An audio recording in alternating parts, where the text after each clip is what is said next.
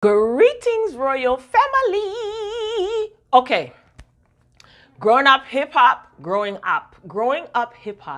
season 5, episode 6. I'm telling you right now, I'm hopped up on iced coffee, 2 cups in. This episode was so flippin' funny. So if y'all want to have a good time and you enjoy me being hyper, stick around. Thanks for clicking on the video. If you're new here, welcome, welcome, welcome to the royal family. And if you're a returning royal family member, you already know how this thing goes. Honey, so we're still at the barbecue, right? Remember, Eric has a barbecue, a backyard boogie barbecue, and he announced to his friends and family that his baby mama, one of them, is now his wife. Great, great, great. So they done upset cousin TT, all right? Now, you know TT is that's my homie, that's my cousin. So by saying, what is it, Little Twist? That's his name? Yeah, I keep forgetting. Little Twist confronted her and let her know that Sam is going around telling people that she's in love with him. Landscaping always got to come when I want to record. Anyway, so TT, she walks off, okay? She's just like, I'm going to excuse myself for a minute. Her boyfriend is there. She's ticked off, so she doesn't want to talk to anyone. And she ends up going to sit with Egypt, who was watching all of this go down from afar. Now, the other side... On the other side of the backyard, you see Angela. She is showing off her acting skills, ladies and gentlemen. And what do I mean by that? She's mixing and mingling. Mind you, she's still at the party. Angela normally cuts out 10, 15 minutes tops. So she's mingling and she's talking to Eric and she's talking to Eric's little son. And she is actually like in it, like smiling and everything. So this is a new record for her because she normally never sticks around. So back to TT and Egypt. So they're talking and Egypt asks if TT is okay and what's going on with her and Sam. So the last episode, like I said, she was watching from afar and she said that she didn't like the body language that she saw between TT and Sam. So TT is telling Egypt that Sam is going around telling people that she is in love with him. Okay. Egypt says that TT was a little bit touchy-feely and the way that they communicate seems a little bit off. So Egypt thinks that her cousin wants her man in a nutshell. And I just said to myself, you see, this is what I was afraid of. I said this in my last review that I wonder if Egypt is going to try to say that TT is after her man and not acknowledge anything that Sam did. And that's exactly what she did. Oh, Egypt, so young, so dumb. So TT says that she is not going to play these games, all right? She gets even more ticked off and she walks off from Egypt. Now, Boogie had moving... That scene was a mess.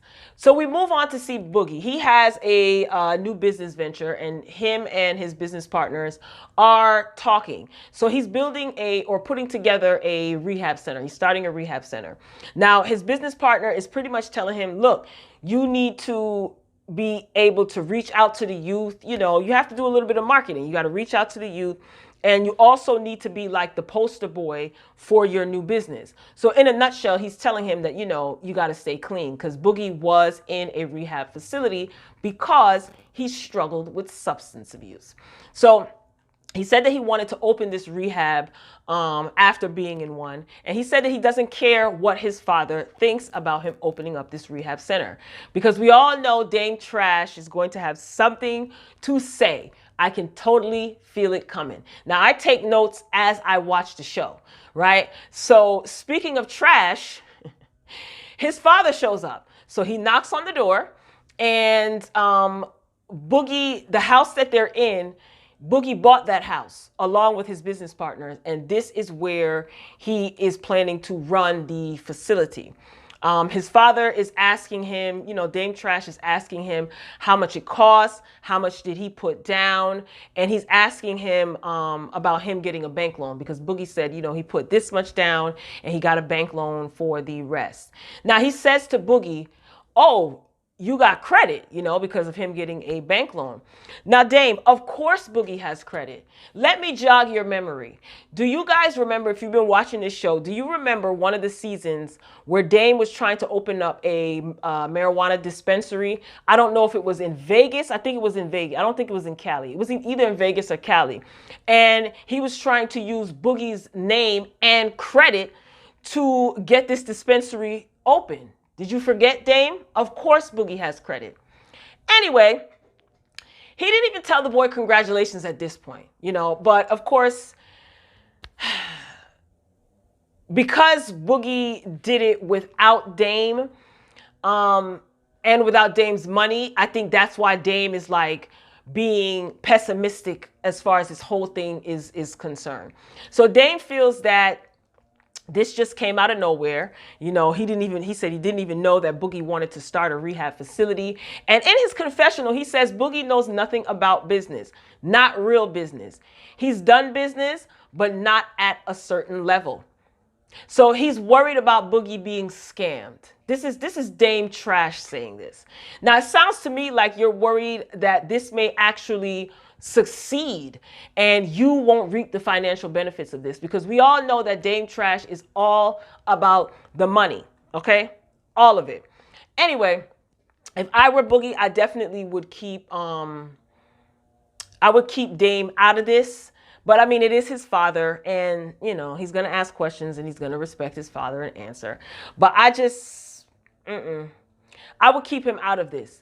You guys remember when Dame was on the, oh my God, that infamous interview when Dame Dash was on the Breakfast Club, and he was basically telling DJ Envy that he's a sucker because he doesn't work for himself. And remember, he was handing out cookies because he said that his son, Boogie, got his own business and makes his own cookies and things like that. Whatever happened to that business? You see, because Dame's hand was all up in it, that's probably why you hear nothing else about it. Anyway, Dame is the type of guy that, like, he doesn't want, and you know what burns me? He's a Taurus. We're not all like that, okay? He is, I don't know what's his deal. But he strikes me as the type of person that's very, like, jealous, and he's the kind of person that, like, he doesn't want you doing better than him. You know what I mean? And if you are doing well, he wants to be able to brag and say, I'm the one that helped you. I'm the one that did that. And it's just like, Damon, how is that working out for you? It's not. Anyway, so Damon goes on to grilling him about the money that Boogie put up. And to me, in this part, they're still in the house. It seems like math was never Dame's strongest subject, because they kept going back and forth, and Boogie kept repeating how much money he put down. And he's just like, no, I put down X amount of $1,000. And then Dame is just like, oh, so the other guys put up the rest. And no, so how much did you put down? Like trying to calculate, but he's totally not listening. So Boogie's body language really seemed like he was intimidated by his dad. You could tell he kind of like retreated to like a little boy. He was like rubbing his arm and he's like shaking his head and stuff like that. Damon, it doesn't matter. It doesn't matter how much money Boogie put up. Worry about the money that you owe your creditors. Creditors, plural, because you in hot water financially as always. So he was just taken aback at the fact that Boogie had, you know, a couple $100,000 to put down for the down payment, and then he got a loan for the rest. So Dame was like being petty. Anyway, so Dame wants to look at the papers. He tells him, like, you know, when you get those papers, let me know, I'll look at them or whatever. No, Boogie, no, don't let him look at anything. Don't let him look at anything. And Boogie's whole thing is, you know what? He's proud of himself. He's proud that he wants to do this.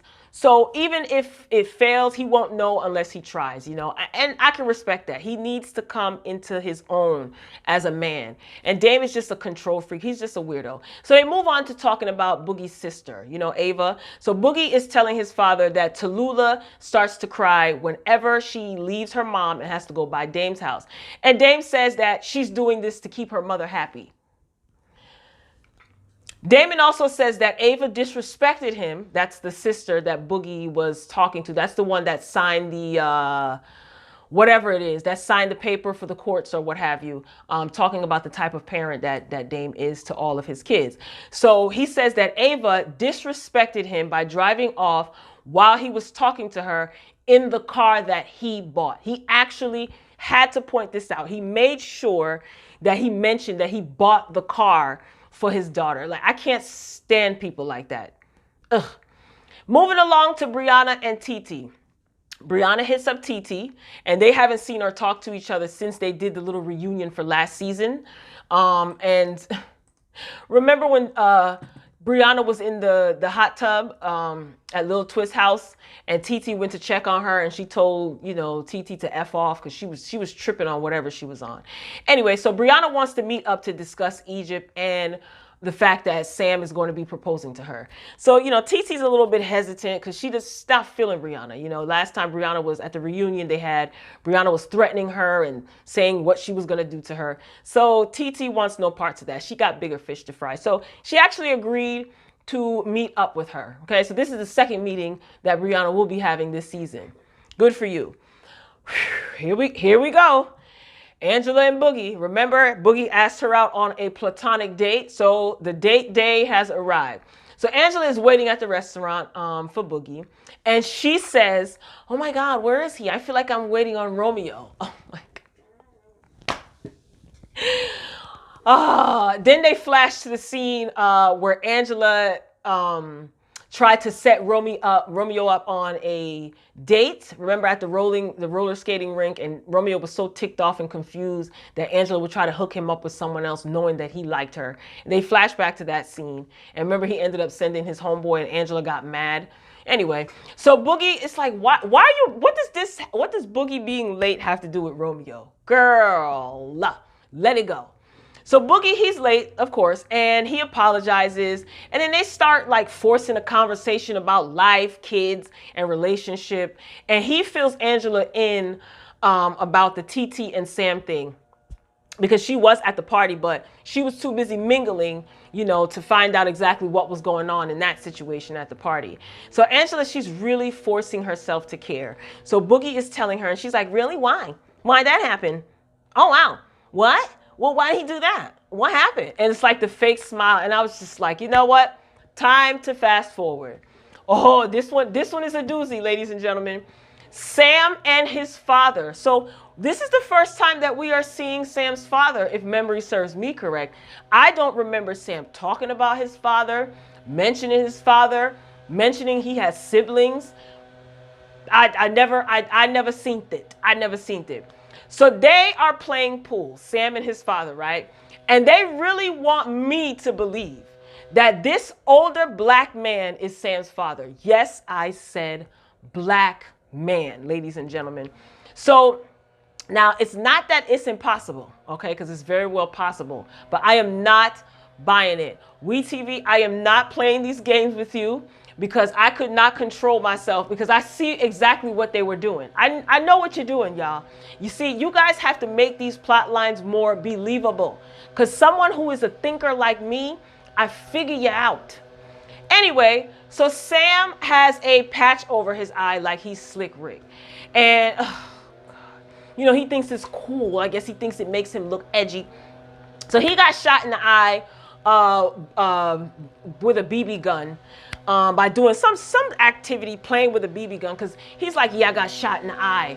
And I'm like saying, where were you that you would get shot? But then it's by a BB gun. So he was playing around with his friends in the house, and he ended up getting shot with a BB gun. Really? So you're just going to cut all that grass while I'm recording? Sorry for the background noise, ladies and gentlemen. Make sure you hit the thumbs up. Like this darn video. So anyway, back to Slick Rick.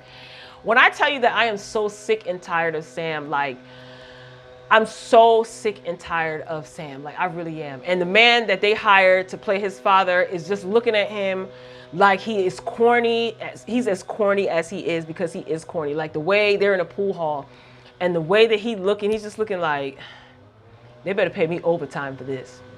So his father is asking him, what would he have done if he really hurt himself and wasn't able to do the show? Then the father character mentions that he is the one that set up and paid for Sam's show. So WeTV, I know what y'all doing, okay? I know exactly what you're doing. You are trying to convince us that Sam is not using Egypt and Pep for their money. And we could see right through all this foolery. Like this scene was the funniest, and I enjoyed it. I totally enjoyed it, but we could see right through all the foolishness, WeTV. So this paid actor, again, is telling Sam that he does not know how to stop being a child. Like he's really taking on the father role. He's telling Sam, like, you see, the problem with you is you don't know how to grow up. You know, you don't know how to stop acting like a child. And he's telling him about his, he calls his decisions piss poor. He says, you know, you make a lot of piss poor decisions. And he said, it always ends up becoming my issue. I'm the one that always has to bail you out of these situations. So at this point, I have to give, I'm going to call him Carl Winslow. You know how Carl Winslow was like cool, you know what I mean? He gave tough love, and he also gave you lessons on family matters. So at this point, I have to give this Carl Winslow wannabe a round of applause. You know, he did deserve, he deserves acknowledgement. You know, he delivered his lines, and he sold me on the idea that he was really schooling Sam. But he was. What he said was not untrue. Sam definitely makes piss poor decisions, and he definitely acts like a child. So bravo, Carl Winslow wannabe, bravo. So Carl Winslow, he goes back to talking about the show that Sam has. This is the show where he's going to be proposing to Egypt, and how much he's invested. So Carl Winslow is talking about the money that he put up, and this man Carl Winslow, you're treading on thin ice, because when he made this comment, I was turned all the way off. So this man tells Sam that before he met Egypt, he was doing more shows. And after he met Egypt, he got lazy. And he also goes on to say, excuse me, that he's been off stage for almost 3 years. I said to myself, no, he didn't. So it's Egypt's fault that your TV son is a slacker? Child, please. Because allegedly, he says that Egypt and Sam say that they met in a gym. He wasn't doing much of anything when him and Egypt first started, you know, getting together. I said, no, he didn't. The nerve of this man. So Sam tells this man that he plans on proposing to Egypt, and the man starts laughing. Carl Winslow starts laughing in disbelief and asks, how is he going to support her? Now, I have to say, he has good questions. You know, they really wrote his script very well, because these are all of the questions that we, the viewing public, along with Detective TT, has been asking. So Carl Winslow, you know, is back in character. You know what I mean? Because he started laughing, and I noticed, I'm like, wait a minute. You asked a good question, but I don't know. Were you ad-libbing? So, I'm sorry, y'all. So he asked Sam about his 2 kids, and he also reminded him that he has 2 baby mothers. Those were his words, not mine. So now Carl Winslow, you know, it would have been, so... Okay, so Carl is, like I said, he's laughing. He's asking him, like, you know, how are you going to support Egypt? It would have been more believable if he said, you got 2 kids. What about your 2 kids? What about them? Or what about those kids? I think that's what he said. And your 2 baby mothers. See, let me tell you something about good acting. Now, Carl, you had me sold, but it would have been more believable if you would have referred to those kids as your grandchildren. You understand what I'm saying, Royal Family? You got to make us believe. Sell us on this storyline. So I'm just saying, he didn't say, you know, my grandkids need to be taken care of. You said those kids. You know, what about the kids and your 2 baby mamas? Or what about those kids? But you should have said, you should have owned that role as father and refer to those kids as your grandkids. Y'all, I was watching this episode and I just couldn't stop laughing. This scene was hilarious. And he also said, you're making a 21-year-old, referring to Egypt, an instant mother. This is what Carl Winslow said. So I said, okay, He's right. Like, these are all of the things that we were thinking. Because I think he is 28, I think, and she is 21. That's what they say. I thought Egypt was younger than that. But anyway, so he says, this is what Sam says, I asked her a million times if she is sure this is where she wants to be. Because no matter what, I can't get rid of them, referring to his children. She loves them, she loves me, and no matter what, I'm going to figure it out. That's Sam's response. What do you mean, no matter what, you can't get rid of them? Poor choice of words, but we don't expect any better from you, Sam, if that's your real name. So he says, Carl Winslow said, if you was at my door and I didn't know you, I would bust you in the blank mouth. So Carl Winslow tells Sam in reference to Sam talking about Treach, because he says that he plans on going to Treach, and Carl Winslow is laughing and saying, like, you haven't talked to the man yet. And then he says, you know, if you was at my door and I didn't know you, he didn't even say, if you weren't my son. See, Carl Winslow, stick to the script. We are supposed to believe that you are Sam's father. So you're supposed to say, if you weren't my son, then, you know, I will bust you in your blankety mouth. You understand? So being that Carl Winslow seems like he's getting a little bit heated, it just seems like Sam is annoying this paid actor who's supposed to be his father. You know, you're kind of making him come out of character. You know, he's supposed to say, if you weren't my son. But he said, if I didn't know you, I would bust you in your mouth. So, you know, we kind of see a little bit of a back and forth here. But like I said, I can see right through all this fakery. So TT and Brianna, next scene, they meet up. All right. So Troy is there. Now, if you remember, I think one of my viewers asked about the hairstylist that used to work with Pep. His name is Troy. So he's back. We haven't seen him seasons ago because there was some scandal going on with him. So TT is a little bit ticked off because she was under the impression that it was just going to be her and Brianna meeting up to talk about, excuse me, Egypt and Sam. So Troy is there, and TT is she starts going off, you know. So Brianna is acting as though she doesn't understand what is the issue with Troy and TT. I think Brianna knows the foolishness and the scandal that went on, but for whatever reason, I don't know, why would you even bring Troy? Anyway, so the story goes, TT goes into explaining that basically Pep, some money came up missing. Pep, you know, noticed that some money was missing. And cousin TT says, you know, the American Express credit card, or American Express kind of confirmed that the card was being used. You know, there was a whole bunch of unauthorized purchases. So TT, again, she's not feeling this meeting. So basically they're blaming Troy for this. So I just think that Brianna was petty for bringing him. And like I said, I don't believe that she had no idea, you know, what was going on between Pep and Troy. You know, they're a small knit group and word travels fast amongst them. So you had to know, sis. But whatever. We move on to see Pep and Sam. So Sam comes to see Pep, and they're discussing him going to meet with Treach, and they're also he's going to ask Treach for Egypt's hand in marriage. Now,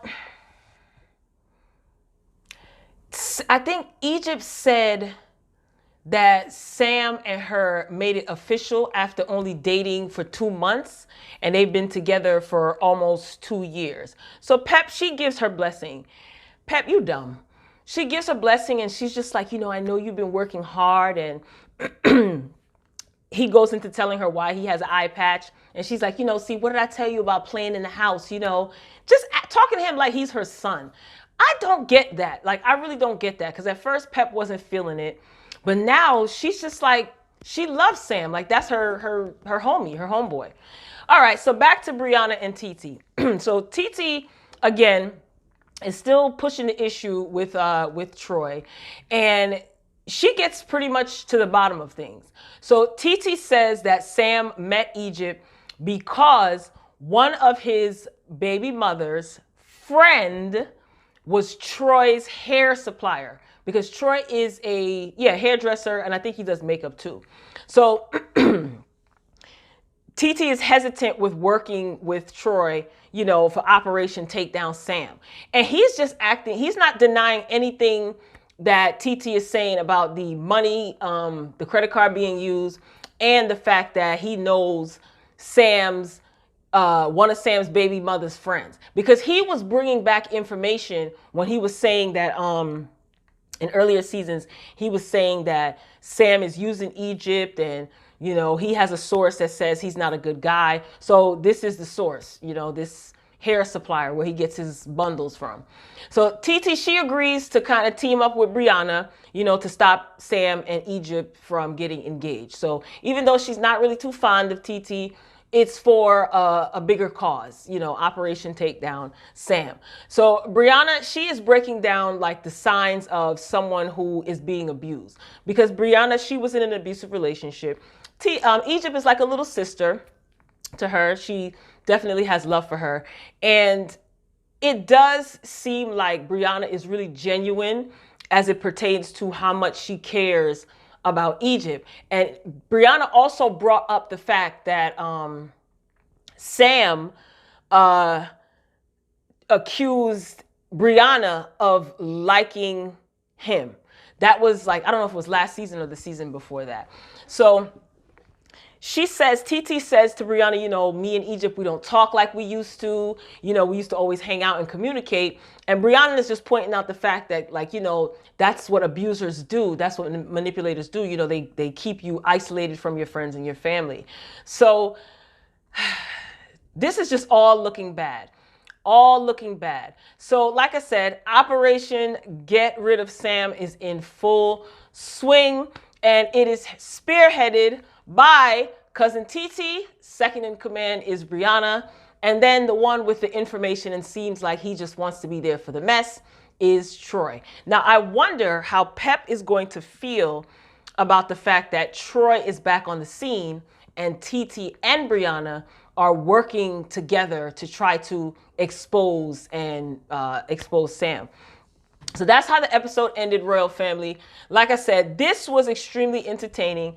TT is not out here playing any games, okay? She is making sure she gets camera time. She is making sure that she puts her plans in motion. So she feels that desperate times call for desperate measures. That is why she is now linking up with Brianna and public enemy number one, Troy, or the ops, I should say, Troy. So, Royal Family, this was fun. This was fun. Like I said, I am hopped up on iced coffee, so hopefully you guys had a good time. I know I did. If you watched the show and you've seen this episode, get down in the comments, share your thoughts, let me know what you think. Be sure to hit the like button, hit the thumbs up button. Ladies and gentlemen, I'm out here working hard for you guys to bring you good content. So I will meet you down in the comments, Royal Family. As always, keep it respectful, and until next time, peace.